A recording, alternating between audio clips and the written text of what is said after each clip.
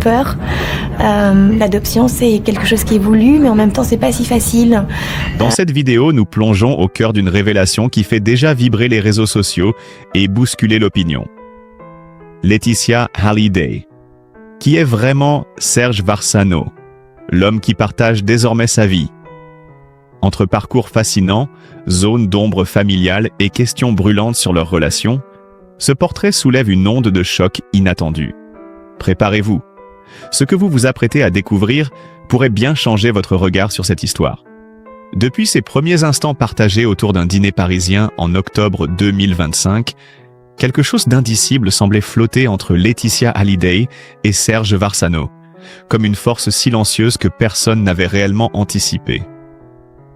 Peu à peu, leur complicité s'est imposée d'elle-même, glissant naturellement des conversations tardives aux escapades improvisées. À Rome, on les avait aperçus marchant discrètement dans les ruelles pavées du Trastevere, perdus dans un dialogue qui n'appartenait qu'à eux. Quelques semaines plus tard, c'est un billet d'avion pour Los Angeles, soigneusement préparé par Serge, qui avait surpris Laetitia. Un geste tendre, presque cinématographique, révélant la détermination de cet homme habitué aux négociations à grande échelle, mais soudain désarmé face à un simple sourire. Tandis que leur relation s'étoffait, l'entourage de Laetitia observait avec curiosité ce septuagénaire à l'allure élégante, héritier d'un empire bâti sur le sucre, mais surtout porteur d'une histoire familiale façonnée par le deuil, la persévérance et un sens aigu de la responsabilité.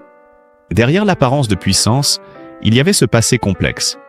Le frère disparu trop tôt, les années de transition au sein du groupe, le poids d'une fortune que l'on ne choisit pas vraiment mais que l'on doit assumer coûte que coûte.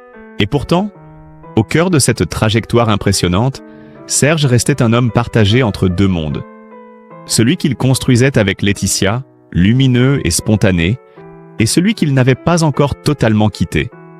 Son divorce avec Katarzyna Zawicka, figure charismatique au destin singulier, ancienne Miss Pologne, globe-trotteuse des podiums et mère de ses deux fils, poursuivait son cours, laissant planer une tension discrète, presque palpable.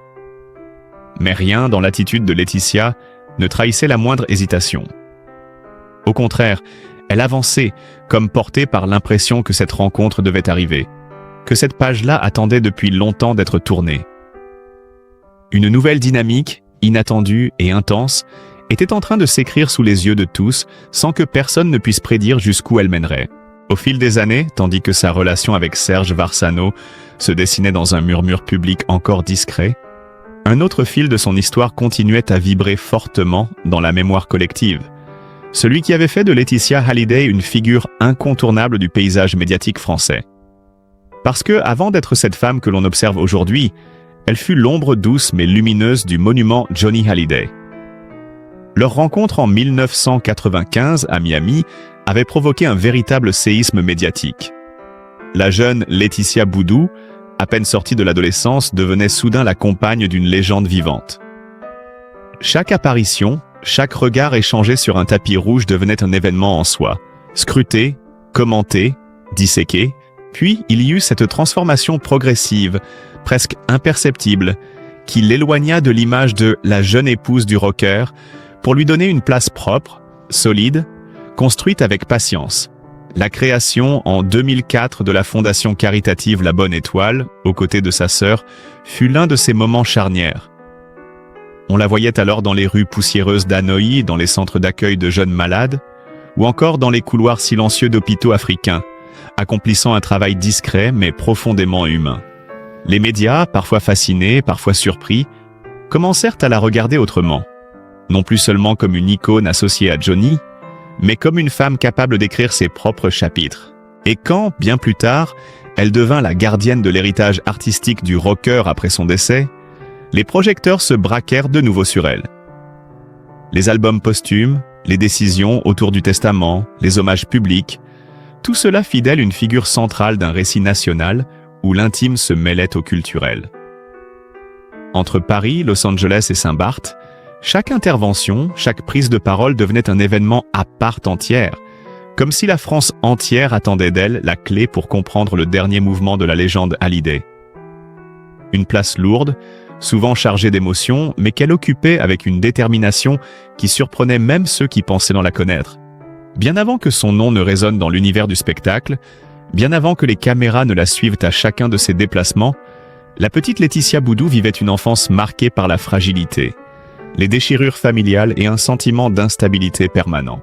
Née à Béziers, elle grandit dans un foyer où les voix se brisaient plus souvent qu'elles ne se répondaient, et où la séparation précoce de ses parents laissa une empreinte profonde, presque indélébile.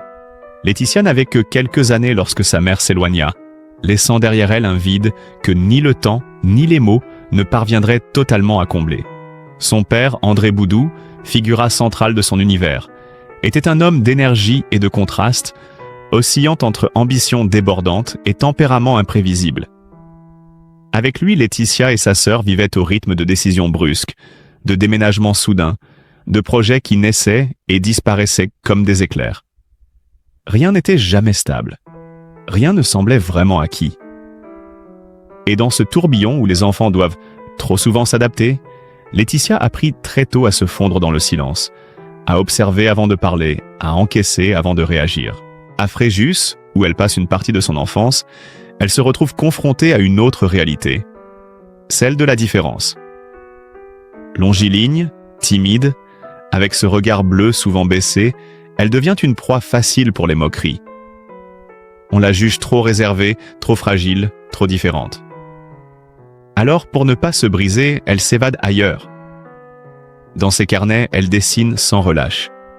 Des visages, des silhouettes, des mondes imaginaires qui lui offrent ce que la vraie vie lui refuse. Un espace où elle peut respirer, se recentrer, exister sans crainte. Mais la douleur la plus sourde vient sans doute de cette sensation d'être constamment en transit. Chaque fois qu'elle commençait à s'attacher à un lieu, à une amie, à une routine, la famille bougeait à nouveau. Pour beaucoup, ce serait une aventure. Pour elle, c'était une rupture perpétuelle. Et c'est précisément dans cette accumulation de petites fissures que se forgea la femme qu'elle deviendrait. Sensible, instinctive, attentive aux autres, mais incroyablement endurante. Sa relation avec son père, complexe et essentielle, ajouta une autre dimension à sa construction. André voyait en elle une force qu'elle-même ignorait. Il exigeait qu'elle se tienne droite, qu'elle ne ploie jamais, qu'elle ne montre ni peur ni faiblesse.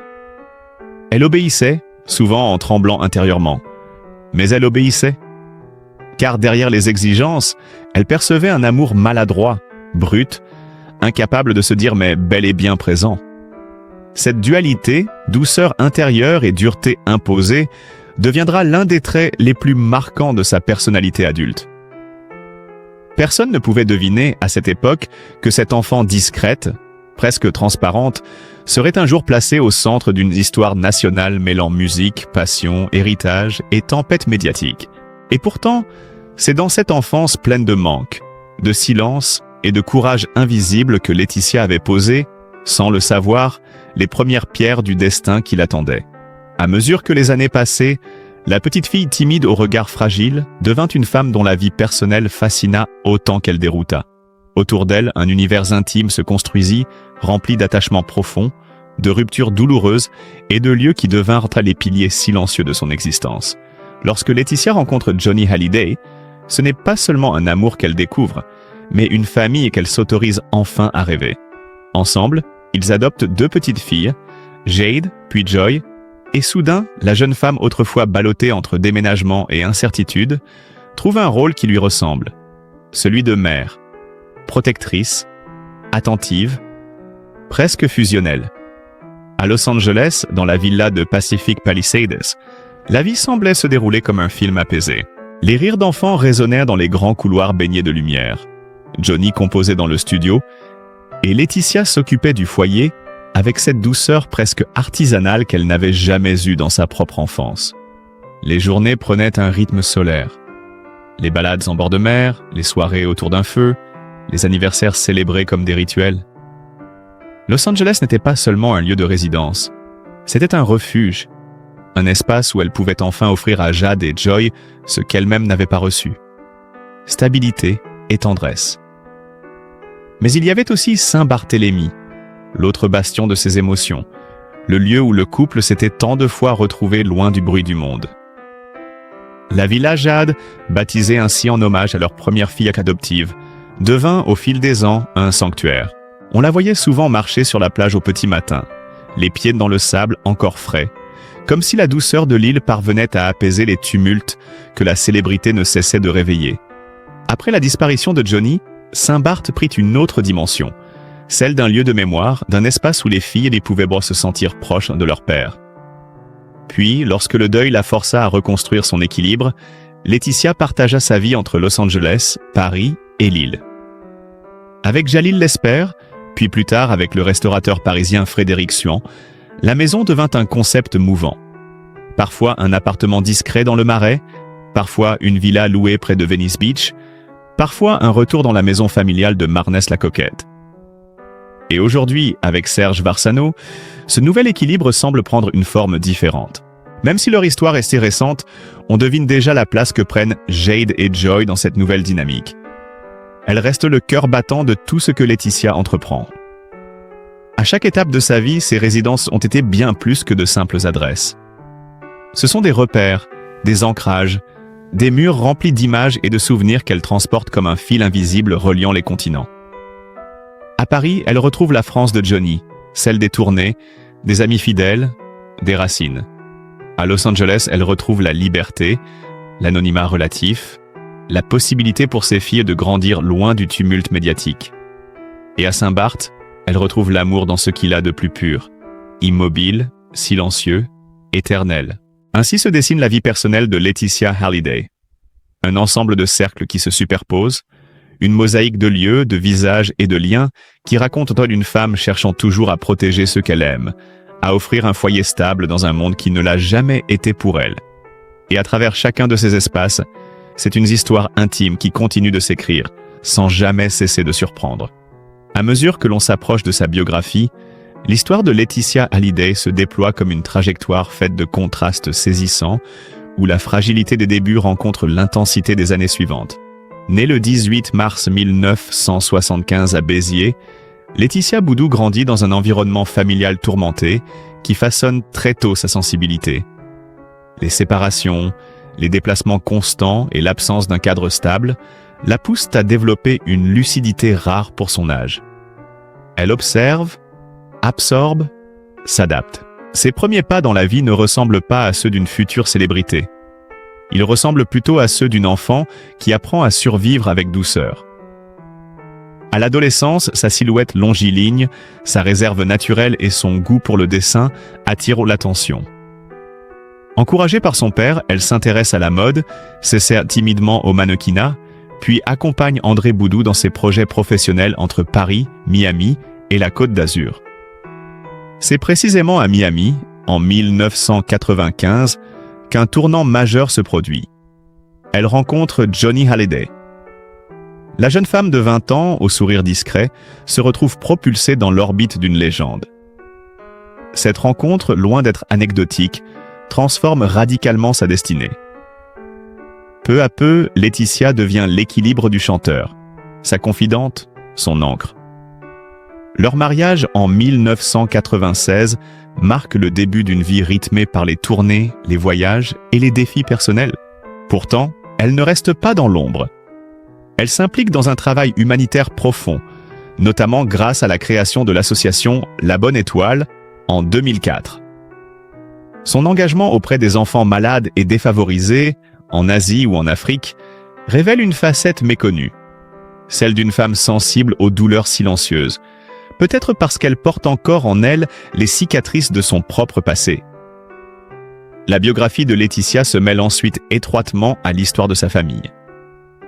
L'adoption de Jade en 2004, puis de Joy en 2008, scelle un nouveau chapitre, celui d'une maternité qu'elle vit intensément.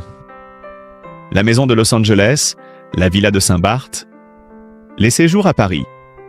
Tous ces lieux deviennent des décors où elle reconstruit ce qu'elle n'a jamais eu dans son enfance, un foyer stable et protecteur. Après la disparition de Johnny en 2017, la page se tourne brutalement. Laetitia doit affronter le deuil, les débats médiatiques, les batailles juridiques et le poids immense d'un héritage culturel. Beaucoup découvrent alors une femme déterminée, capable de se tenir droite malgré la tempête, fidèle à la promesse qu'elle s'était faite enfant. Ne jamais se laisser briser.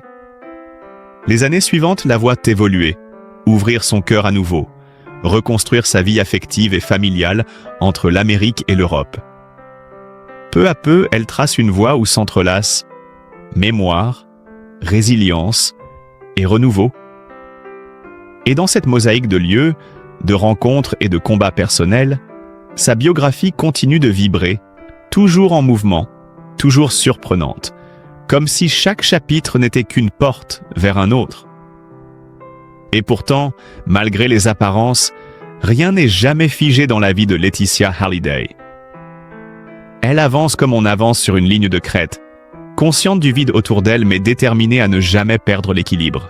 Après 2017, alors que le monde la croit affaiblie, presque écrasée par la disparition de Johnny, elle surprend, elle se réinvente. Lentement, sans geste spectaculaire, mais avec une ténacité qui force le respect.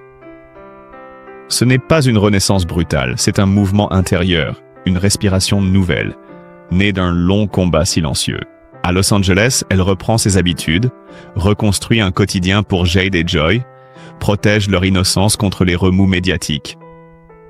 On la voit conduire les filles à l'école, assister à leurs spectacles, participer aux réunions avec les professeurs comme n'importe quelle mère. Mais derrière cette normalité, il y a une femme qui lutte encore contre l'absence. Les couloirs de la maison, autrefois animés par les éclats de rire et les improvisations musicales de Johnny, semblent parfois trop grands.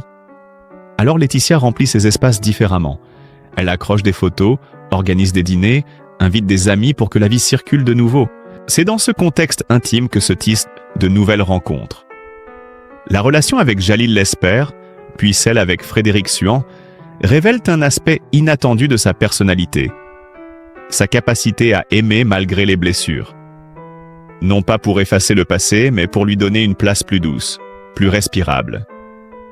Et chaque fois, elle avance avec prudence, comme quelqu'un qui connaît le prix du bonheur et sait qu'il peut s'effondrer sans prévenir. Ses proches décrivent cette période comme un mélange étrange de fragilité et de force, un équilibre subtil entre fidélité et besoin d'avancer. Parallèlement, son rôle de gardienne de l'héritage Halliday prend une ampleur considérable. La sortie des albums posthumes, l'exposition dédiée à Johnny, les décisions concernant l'œuvre artistique. Tout passe par elle. Ce travail constant, souvent ingrat, devient un devoir presque sacré. Il la maintient debout, l'ancre dans une mission qui dépasse sa propre histoire. À travers les interviews, les hommages, les projets commémoratifs, elle porte l'image de Johnny non pas comme un symbole à exploiter, mais comme une mémoire vivante à protéger. On y voit la loyauté d'une femme qui n'a jamais oublié ce que Johnny a représenté pour des millions de personnes. Mais au-delà du mythe, sa propre identité continue de se dessiner. Les projets personnels se multiplient.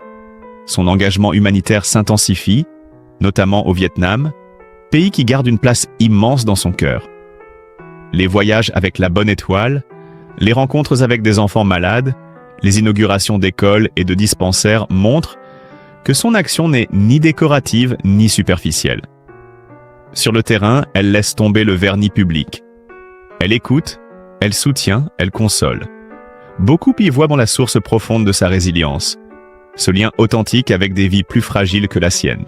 Son univers continue également de s'étendre dans la sphère culturelle. Elle s'investit dans des projets documentaires, participe à des émissions spéciales, apparaît dans des reportages qui explorent la personnalité derrière la célébrité. À chaque intervention, le public découvre une Laetitia différente, plus mature, moins effacée. Une femme qui ose enfin se présenter autrement que comme la veuve de Johnny. Une femme qui revendique sa place, sa voix, son histoire. Puis arrive une nouvelle surprise, presque inattendue. Sa relation avec Serge Varsano. Un homme puissant, charismatique, issu d'un milieu très éloigné du sien. Leur rencontre, discrète puis confirmée au fil des apparitions publiques, intrigue et fascine. Cette fois, quelque chose semble différent. Peut-être parce qu'elle n'a plus 20 ans. Peut-être parce qu'elle connaît l'amour dans ce qu'il a de plus lumineux et de plus cruel. Peut-être aussi parce qu'elle cherche désormais un équilibre, une stabilité que la vie lui a trop souvent refusée. Ce qui frappe surtout, c'est la manière dont elle avance. Sans précipitation, sans mise en scène, comme si cette histoire s'inscrivait dans une continuité naturelle. Entre Los Angeles, Paris et Saint-Barth, elle compose une vie à plusieurs rythmes, mais qui n'a plus rien de chaotique. Ses filles grandissent, trouvent à se leur propre place dans le monde, et Laetitia, elle, continue de tracer sa route, patiemment, avec cette douceur obstinée qui l'a toujours caractérisée. Et tandis que les chapitres s'enchaînent, une impression demeure. Celle de suivre une femme qui ne cesse de se transformer, sans jamais renier ce qu'elle a été. Une femme qui porte ses failles comme d'autres portent des bijoux. Une femme dont la biographie, loin d'être un récit figé, se déploie encore sous nos yeux, vivante, mouvante, imprévisible. Une histoire que l'on regarde se dessiner presque en temps réel, sans pouvoir détourner le regard. Et pourtant, malgré cette impression de stabilité retrouvée, la vie de Laetitia Hallyday demeure un mouvement continu, une sorte de voyage intérieur qui la pousse, encore et toujours, à redéfinir sa place dans un monde qui ne cesse de la scruter. Au fil du temps, elle semble avoir apprivoisé ce regard permanent posé sur elle, transformant ce qui aurait pu être une charge écrasante en une force tranquille, presque sereine. Ce qui autrefois l'intimidait devient peu à peu une sorte d'espace où elle peut enfin raconter sa propre vérité. Dans les entretiens qu'elle accorde, ses mots ont gagné en assurance. Elle parle de ses filles avec une intensité presque palpable, comme si chaque phrase était une manière de les envelopper d'un amour protecteur. Jade, désormais adolescente, explore ses aspirations artistiques, tandis que Joy, plus jeune, cultive une sensibilité musicale héritée de son père adoptif. Laetitia les regarde grandir avec cette attention vigilante des mères qui savent ce que signifie avancer sur un terrain fragile. Elle tente, autant qu'elle le peut, de maintenir un équilibre entre leur exposition médiatique et leur droit à l'enfance, consciente du poids que peut représenter un nom qui dépasse la sphère familiale. C'est aussi dans ce contexte que son lien avec la France se réaffirme progressivement. Pendant longtemps, le pays avait été associé à la douleur, aux procès, aux critiques, aux batailles juridiques concernant l'héritage de Johnny. Aujourd'hui, elle revient différemment, plus apaisée, moins sur la défensive. Elle assiste à des cérémonies, collabore à des projets musicaux, accepte des invitations publiques. À Paris, elle retrouve un certain souffle. On la voit flâner dans les rues, prendre un café en terrasse, saluer des amis avec une simplicité que l'on croyait disparue de sa vie. Comme si, après tant d'années, elle parvenait enfin à renouer avec ce pays qu'il avait tant aimé et parfois tant jugé. Dans son cercle intime, les choses évoluent également. Ses amitiés se sont resserrées autour de quelques personnes de confiance, celles qui étaient là dans les moments les plus sombres et qui restent lorsqu'il n'y a plus rien à prouver. Parmi elles, des artistes, des proches de Johnny, des personnalités du monde humanitaire, mais aussi des anonymes rencontrés au cours de ses actions caritatives. Ce tissu relationnel discret mais solide lui offre une forme de stabilité émotionnelle qui se ressent dans sa manière d'être. La relation avec Serge Varsano, elle, se déroule loin de tout sensationnalisme. Leur complicité, tout en retenue, semble s'être construite sur un respect mutuel, une compréhension silencieuse de leurs parcours respectifs. Ils partagent le goût des voyages, des dîners intimistes, des discussions longues et approfondies qui ne cherchent pas à séduire mais à comprendre. Serge, habitué à diriger de grandes entreprises et à naviguer dans des environnements exigeants, apporte une forme de calme structuré dans la vie de Laetitia. Elle, en retour, lui offre une sensibilité et une humanité que son univers professionnel n'autorise pas toujours. Leur lien paraît s'épanouir sans urgence, comme une page qui se tourne doucement. Pendant ce temps-là, ses projets professionnels continuent de se multiplier. Elle développe de nouvelles initiatives avec La Bonne Étoile, s'engage dans des collaborations internationales et examine des propositions liées au cinéma documentaire, domaine qui l'intrigue depuis plusieurs années. Chaque projet est pour elle une manière de mettre du sens dans un parcours marqué par les tumultes. On la voit participer à des visites dans des hôpitaux vietnamiens, organiser des collectes de fonds, intervenir lors d'événements solidaires. Peu à peu, elle bâtit une œuvre humanitaire qui lui est propre, détachée de l'immense ombre de Johnny, et qui témoigne d'une âme profondément habitée par l'empathie. Et puis, il y a cette dimension plus intime, celle dont elle parle rarement, mais qui transparaît dans ses gestes. Laetitia est une femme qui cultive les rituels. Un cahier où elle note ses pensées, des photos qu'elle garde près de son lit, une chanson qu'elle écoute avant de s'endormir. Un parfum porté uniquement lors des dates importantes. Ses habitudes, discrètes, sont comme des phares internes qui lui rappellent son chemin, ses luttes, ses réussites. Elles forment une sorte de géographie secrète accessible seulement à ceux qui la connaissent véritablement. Ainsi, à mesure que le temps passe, on réalise que la vie de Laetitia n'est pas seulement faite d'événements publics. Elle est faite de couches superposées. La femme publique, la mère, la veuve, l'amoureuse, l'humanitaire, l'artiste en devenir. Toutes ces identités coexistent en elle, parfois en harmonie, parfois en tension, mais toujours dans un mouvement profond. Une évolution continue, comme si chaque étape ne venait jamais effacer la précédente, mais plutôt la transformer, lui donner une nuance nouvelle. Et le plus fascinant, c'est peut-être cette impression que son histoire n'a jamais été écrite à l'avance. Elle se déroule sous nos yeux, vivante, mouvante, et chaque chapitre semble ouvrir vers un autre horizon. Une trajectoire que l'on suit comme on suit un récit dont on ne devine jamais totalement la suite, mais dont on sait déjà qu'il ne laissera personne indifférent. À travers son parcours marqué par la fragilité, le courage et la capacité de se réinventer, Laetitia Hallyday nous rappelle que derrière chaque figure publique se cache une histoire profondément humaine, faite de blessures, de luttes silencieuses et de forces intérieures. Elle montre qu'aucune vie n'est à l'abri des épreuves, mais que chacun peut choisir de se relever avec douceur, dignité et détermination. Si son histoire vous a touché, si son chemin résonne en vous, je vous invite à lui témoigner votre compassion et votre bienveillance. Votre soutien compte, et il contribue à faire vivre ces récits qui éclairent nos propres vies. N'oubliez pas de liker, de partager et de vous abonner à la chaîne pour continuer à découvrir des histoires sincères, inspirantes et profondément humaines. La leçon que nous pouvons retenir est simple mais essentielle. La vie ne nous définit pas par ce qu'elle nous prend, mais par la manière dont nous transformons nos blessures en lumière et en force pour avancer.